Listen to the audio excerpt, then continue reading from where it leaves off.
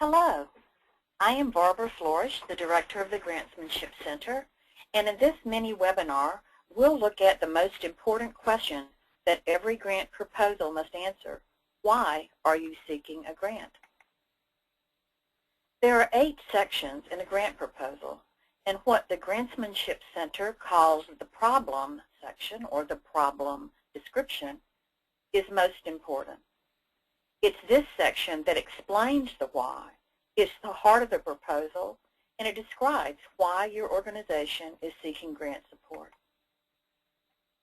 Most of us in the field of grants understand that the terms used are wildly variable from funder to funder.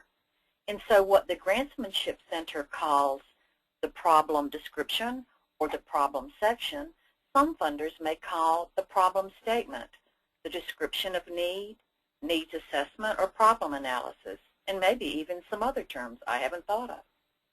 But whatever a funder calls it, this section describes your organization's motivation for seeking support. And that motivation could be something that is causing harm in your community, threatening harm, or is just less than ideal, or even an opportunity to be seized. Documentation is very important in this section. So the section must answer 3 questions, and it must describe and document each of the questions. First, what is the situation in your community or service area that concerns you? Not in the state, not in the world, unless that happens to be your service area.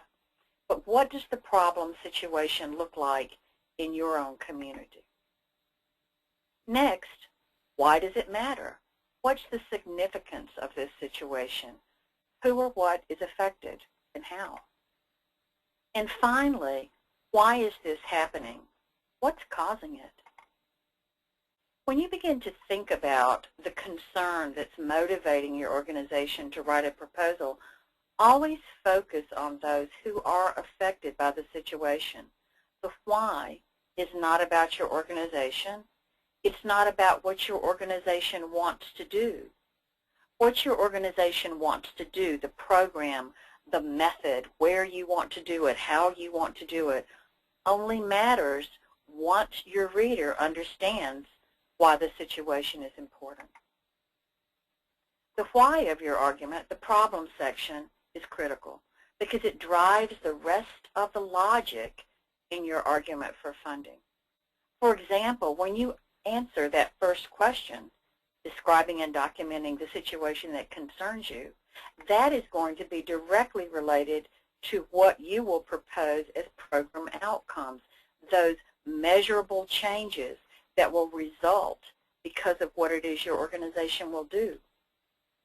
And the third question, why is this happening? What's the cause? Will be directly related to the methods that your organization will propose, to the actual program you propose to implement. So as you begin planning a program, don't start with your organization's need for money or what your organization wants to do, the program. Always start with a thorough examination of the why. Why is this important?